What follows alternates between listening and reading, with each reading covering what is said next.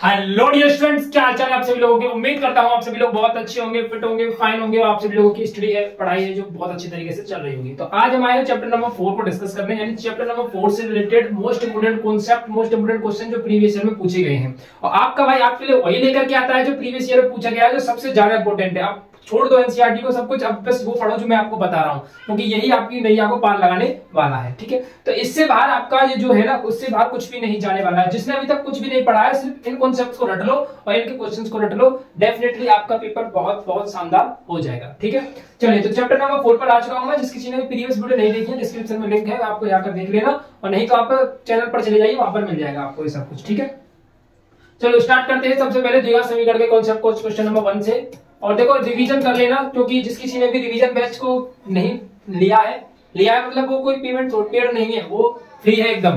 बस उसकी क्लास को जाकर के ले लो, वो एकदम फ्री है, आपको यूट्यूब पर मिल जाएगा। उसके लिए कोई पेड वगैरह, कोई चार्ज वगैरह नहीं है। आप जाओ रिवीजन क्लास को ज्वाइन करो, क्योंकि आप जैसे चैप्टर नंबर 4 को पढ़ रहे हो, किसी को किसी डाउट, किसी को कॉन्सेप्ट से रिलेटेड डाउट होगा, तो आप क्वेश्चन कराते समय सॉल्व करने में दिक्कत होगी, तो इससे बेहतर है कि आपने उसका रिवीजन करके आओ। वहां पर मैंने सभी डाउट्स को, सभी कॉन्सेप्ट्स को अच्छे से क्लियर कराया हुआ है, फिर उसके बाद इसको देखिए, आप डेफिनेटली आप बहुत अच्छा परफॉर्म करोगे, डेफिनेटली बता रहा हूं। चलिए, यदि समीकरण x square minus 10x plus a बराबर 0 का एक मूल 5 है, तो दूसरा मूल ज्ञात कीजिए। भाई बहुत बहुत जबरदस्त क्वेश्चन है। ऐसा क्वेश्चन आपके ऑब्जेक्टिव टाइप में कई बार पूछा गया, एक बार तो नहीं, कई बार पूछा गया। तो आपको करना क्या है, एक मूल 5 है, तो हम मान लेंगे कि x बराबर कितना है 5। x बराबर क्या मान लेंगे 5 मान लेंगे, और इसको उठा के इसके अंदर रख देंगे।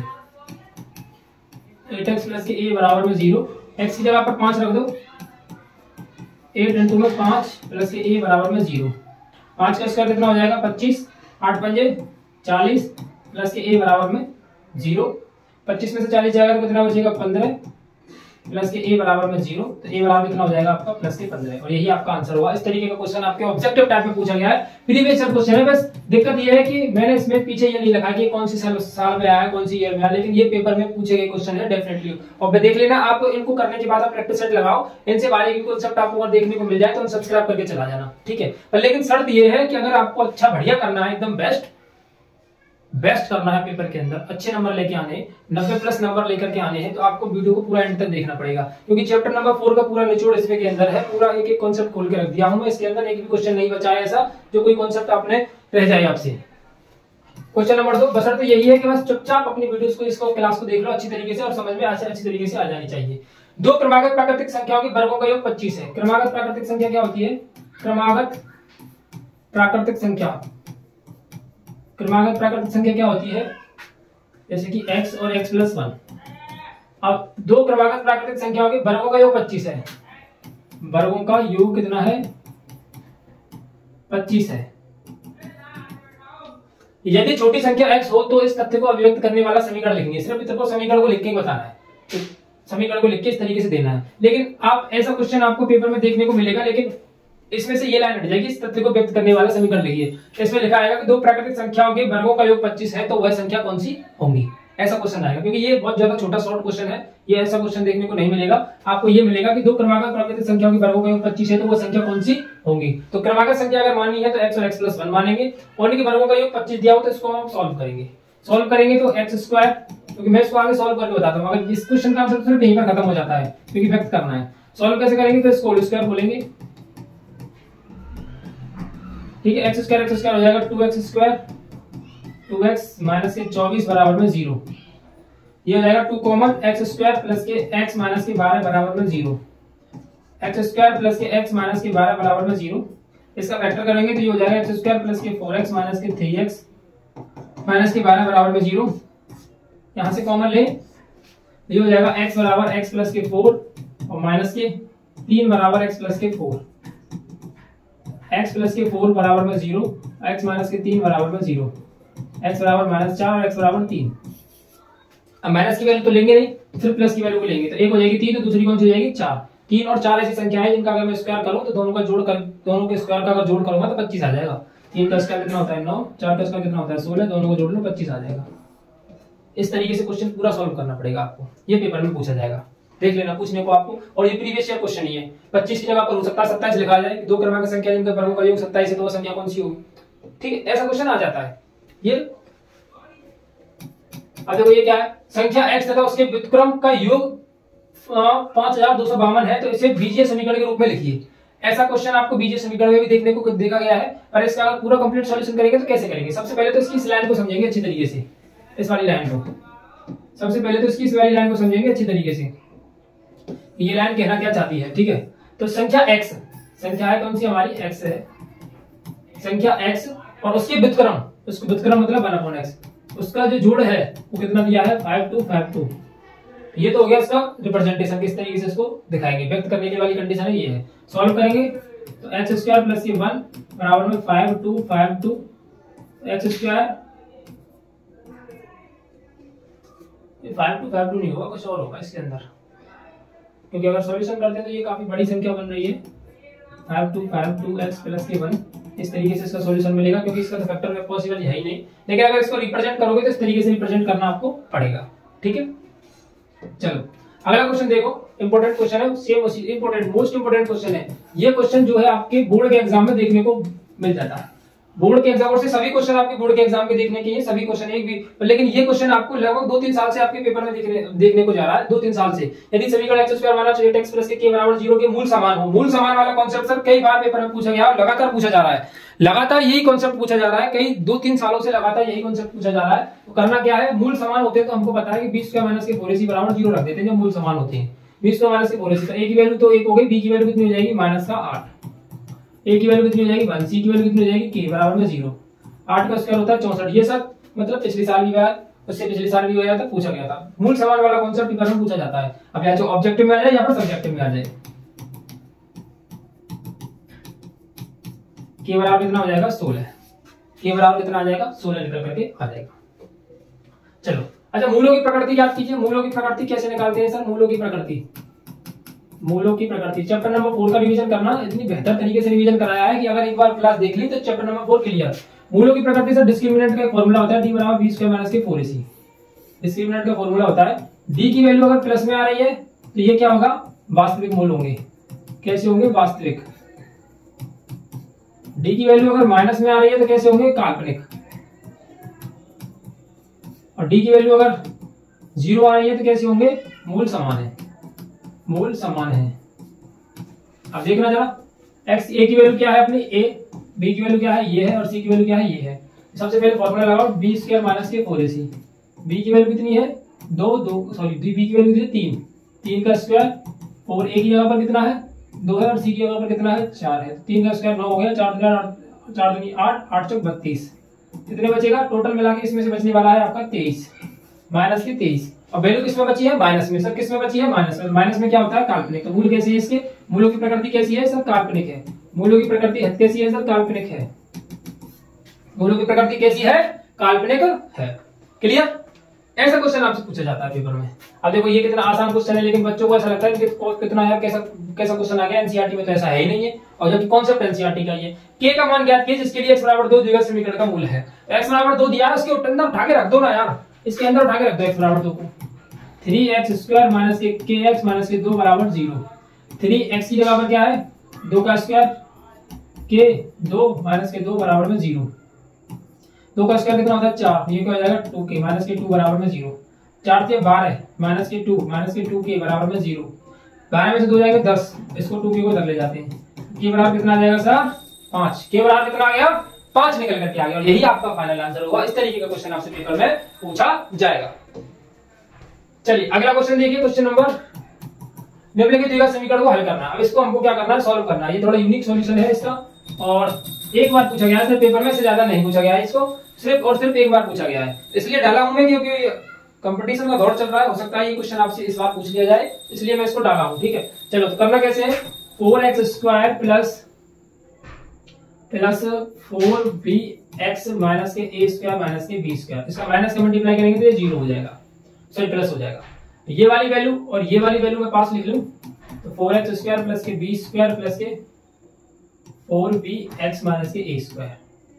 ठीक है, अच्छा देखो जरा, इस 4x को मैं ऐसे लिख लूं 2x का होल स्क्वायर। जबरदस्त क्वेश्चन है, सीधे समझना। पहले मैंने इसका मल्टीप्लाई किया, इस वाली वैल्यू को मैं इसके पास लेके आया हूं। अब इस 4x को मैंने लिख लिया 2x का होल स्क्वायर, इस b को मैं ऐसे लिख लेता हूं, तो ये बन जाएगी a, ये बन जाएगी b। तो 2x और b माइनस के a² बराबर 0। देखना यहां से लेकर यहां तक ये फॉर्मूला बन जाएगा A square plus B square plus 2ab, A की जगह पर 2x है, बी की जगह पर तो b है, ये A square plus B square plus 2ab, formula बन गया a प्लस b का whole square, a plus B का होल स्क्वायर माइनस के a स्क्वायर बराबर में 0, और 2x प्लस बी का होल स्क्वायर माइनस के a स्क्वायर। अब एक काम कर सकते हैं, इसमें हम फॉर्मूला लगा सकते हैं a square minus b square का। क्या होता है, एक ब्रैकेट में प्लस होता है, एक ब्रैकेट में माइनस होता है, इसको इसके बराबर और इसको इसके बराबर, एक एक बार रख देते हैं उठा के। तो 2x प्लस के b प्लस के a बराबर में 0, तो 2x बराबर इधर लेके जाऊंगा तो माइनस का a माइनस के b, तो x बराबर हो जाएगा माइनस का a माइनस के b बट्टे में 2। सेम है, अगली बार करते हैं इसको, 2x प्लस के b माइनस के a बराबर 0, 2x बराबर में a माइनस के b, x बराबर में हो जाएगा a माइनस के b बट्टे में 2, और ये दोनों सॉल्यूशन इसके निकल करके आ गए। तो समझिएगा, समीकरण को हल कीजिए, इसके हल ये करके आएंगे। मजाक नहीं करना मेरे भाई, अगर ये क्वेश्चन पेपर में आ गया तो एनसीईआरटी में ऐसा कोई क्वेश्चन ही नहीं है, खोपड़ी खुजाते रह जाओगे, लेकिन जुआ बीनते रह जाओगे अपनी खोपड़ी में से, बालों में से, लेकिन क्वेश्चन सॉल्व नहीं होगा। बहुत जबरदस्त टेक्निक से सॉल्व होने वाला क्वेश्चन है, एक बार जरूर इसको ठीक तरीके से देख लेना। चले आगे, चलो भाई अगला क्वेश्चन देखिए, सॉल्यूशन क्या है इसका। द्विघात समीकरण 6x square minus x minus 2 बराबर 0 के मूल ज्ञात कीजिए। गुणनखंड करने हैं आप, क्या करने हैं, गुणनखंड, और गुणनखंड भी नहीं आते बताओ। चलो जिस किसी पे नहीं आते हाथ खड़े करो जल्दी फटाफट से, जिससे मैं देख सकूं पूछ सकूं कि किस पे नहीं आते, जल्दी से फटाफट से हैंड्स अप करके बताओ किस किस पे नहीं आते। इसको करेंगे क्षेत्रीय भार है, ये हो जाएगा 4 तिया भार है, इसके आगे एक मान लेते हैं, यहां से कॉमन लेंगे 2x, ये हो जाएगा 3x माइनस के 2, और यहां से कॉमन लेंगे ओनली 1, क्योंकि कोई भी ऐसा नंबर नहीं है जिसका दोनों में डिवाइड चला जाए। ठीक है, अब कोई ये मत कहना सर आप इसके सॉल्यूशन इस तरीके से क्यों बताते हुए चल रहे हो, मतलब पूरा आराम से और एक्सप्लेनेशन के साथ। ये देखो क्वेश्चन में सॉल्व करवा रहा हूं, अगर इसका पूरा आपको ब्रीफ में कुछ चाहिए तो आप चैप्टर नंबर 4 का रिवीजन वाला एक बार क्लास देख लो, पूरा एकदम अच्छे से इतना स्लो समझाया है कि मतलब बच्चे ये 3 यहाँ से आया है, ये 2 यहाँ से आया है, पूरा खोल के। अब इस क्लास को अगर ऐसे समझाऊंगा तो जो और बच्चे हैं जिनको आता है वो डिस्टर्ब होंगे, और दूसरी बात फिर ये क्लास बहुत लंबी हो जाएगी। ठीक है, ये सिर्फ क्वेश्चंस कराने इसके अंदर, तो क्वेश्चंस मैं आपको करा चुका हूं। ठीक है, ये हो जाएगा इसका 1/2। Is it clear? किसी को कोई दिक्कत, कोई परेशानी, कोई आपत्ति, कोई विपत्ति तो नहीं है इस क्वेश्चन को लेकर? चले आगे की तरफ। चलो भाई अगला क्वेश्चन देखो। मैं भी नहीं चाहता आप क्लास बड़ी हो यार, और आराम से आप जल्दी से सॉल्व कर पाओ। क्लास को देख लो जिससे कि सॉल्यूशन आपको मिल जाए। अंकित तथा उसके पिताजी की आयु में 30 वर्षों का अंतर है। माना अंकित की आयु, अंकित की आयु कितनी है? अंकित की आयु कितनी है? x है, तो पिताजी की आयु कितनी हो जाएगी?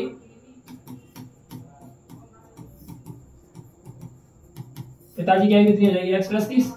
अंतर निकाले, पिताजी की और इनकी आयु में 30 वर्ष का अंतर निकल आएगा, घटा के। ठीक है, 30 वर्ष का अंतर है, यानी ये x है तो ये x प्लस 30 के हो जाएंगे। ठीक है, 8 वर्षों का अंतर है। उनकी आयु के वर्गों का अंतर, उनकी आयु के वर्गों का अंतर, आयु यानी x और x प्लस 30, और इनकी आयु के वर्गों का अंतर, बड़ी वाली संख्या पहले आनी चाहिए।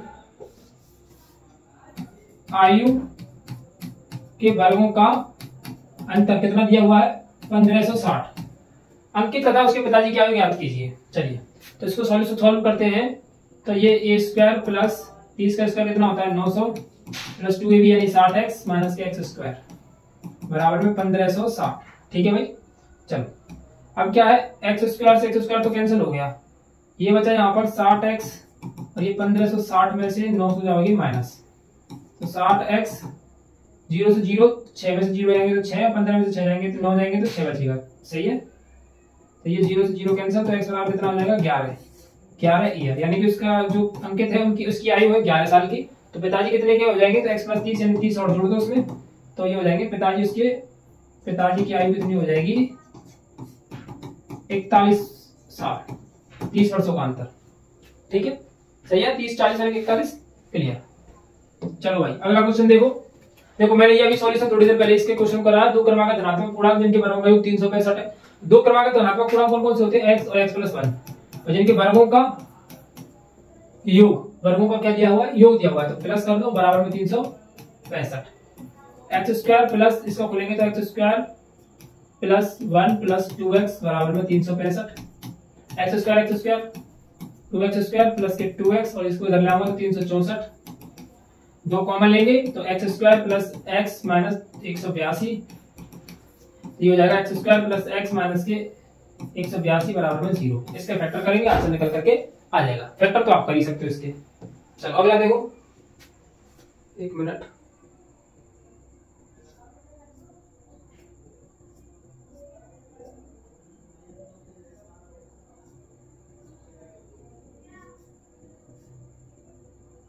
चलो देखो अगला क्वेश्चन, ये आपके एनसीईआरटी का क्वेश्चन है, पेपर में पूछा जा सकता है, पूरे चांसेस है इसकी। अब की बार के करना क्या है, एक कुटीर उद्योग में एक दिन में कुछ बर्तनों का निर्माण करता है।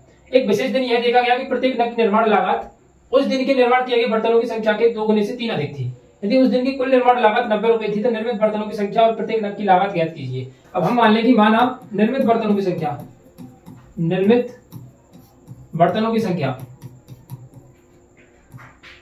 संख्या हमने मान ली है x है। तो एक विशेष दिन देखा गया, क्या एक विशेष दिन ये देखा गया, एक विशेष दिन बर्तन बनाए गए, एक विशेष दिन क्या देखा गया, कुल बर्तन कितने, उसकी 2 गुने से 3 अधिक, 2 गुने से 3 अधिक, 2 गुने से 2 गुना इसके जो बर्तन कुल बर्तन थे उसके 2 गुने से, कुल बर्तन के 2 गुने से 3 अधिक। उस दिन के निर्माण किए गए बर्तनों की संख्या की 2 गुने से 3 अधिक थी। निर्माण किए गए बर्तन थे उस दिन, एक विशेष दिन देखा गया कि जो रेगुलर टाइम में बर्तन बनाते हैं उससे 2 गुने से 3 ज्यादा थे, 2x + 3। अब इनकी अगर कुल लागत निकालें तो कुल लागत कितनी होगी, ये तो एक दिन देखा गया कि इतनी थी, तो कुल लागत 2x इनका मल्टीप्लाई करके कितनी बनी थी उस दिन, 90 रुपए। कितनी, 90 रुपए। इसका मल्टीप्लाई करो, 2x² + 3x - 90 बराबर 0। इसका फैक्टर कर दो, 2x² कितना होगा, 9 × 18, 15 × 12, 15x - 12x - 90 बराबर 0। इसमें से कॉमन क्या आएगा, ओनली x, तो 2x + 15, और यहाँ से कितना कॉमन आ जाएगा, यहाँ से आ जाएगा 6, तो ये हो जाएगा 2x + 15, 2x + 15, 2x + 15 बराबर में 0, तो यानी 2x बराबर में -15, तो x बराबर में हो जाएगा -15/2। ये तो माइनस वाली वैल्यू तो नहीं लेंगे, प्लस वाली वैल्यू को लेंगे। प्लस वाली वैल्यू कौन सी बनेगी, x - 6, तो x - 6 बराबर 0, यानी x बराबर कितनी हो जाएगी, 6। एक जो बर्तनों की लागत थी वो 6 थी। अब क्या है, एक प्रत्येक नग की लागत और बतानी, तो प्रत्येक नग की लागत जो विशेष दिन थी वो कितनी थी, लागत एक विशेष दिन लागत कितनी थी, 2x + 3। तो 2x + 3 अगर लागत निकालें हम, लागत कितनी हो जाएगी इसकी, 2x + 3, 2 × 6 + 3, ये हो जाएगा 15। कितनी हो जाएगी, 15 निकल करके आ जाएगी। चलिए इस क्वेश्चन को देखते हैं, ये क्या कह रहा है।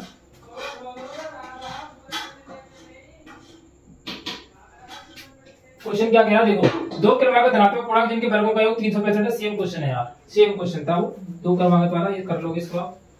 अच्छा अगला क्वेश्चन कौन सा है,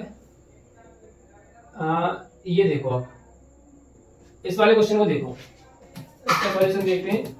2 संख्याओं के वर्गों का अंतर 180 है। 2 संख्या है, माना दो संख्या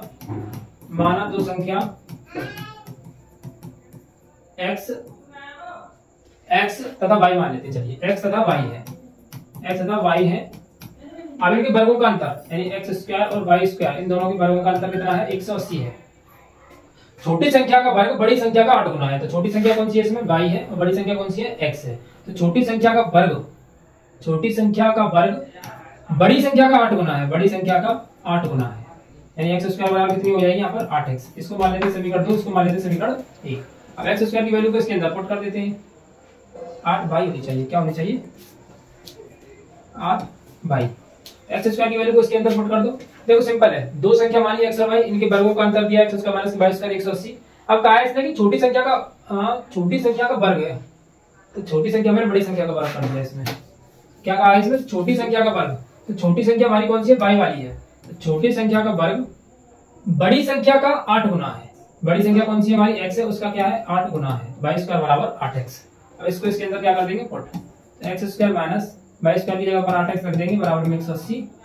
x² - 8x - 180 बराबर में 0। 80 लाना है, 8 लाना है हमको, तो 18 दाड़े, तो ये हो जाएगा x² - 18x + 10x - 180 बराबर में 0। कॉमन लेंगे, x - 18 प्लस के 10 कॉमन लेंगे, x - 18, तो x - 18 बराबर में 0, तो x बराबर क्या हो जाएगा, 18, और x + के 10 बराबर में 0, तो x बराबर क्या हो जाएगा, -10। तो वैल्यू कौन सी है हमारी, x बराबर 18। x बराबर 18 हमारी x की वैल्यू निकल करके आएगी। दोनों संख्याएं थी हमारे पास, दूसरी संख्या क्या हो जाएगी, दूसरी संख्या निकालें तो y स्क्वायर बराबर 8x, y स्क्वायर बराबर 8 इंटू में x की जगह पर क्या आ जाएगी 18।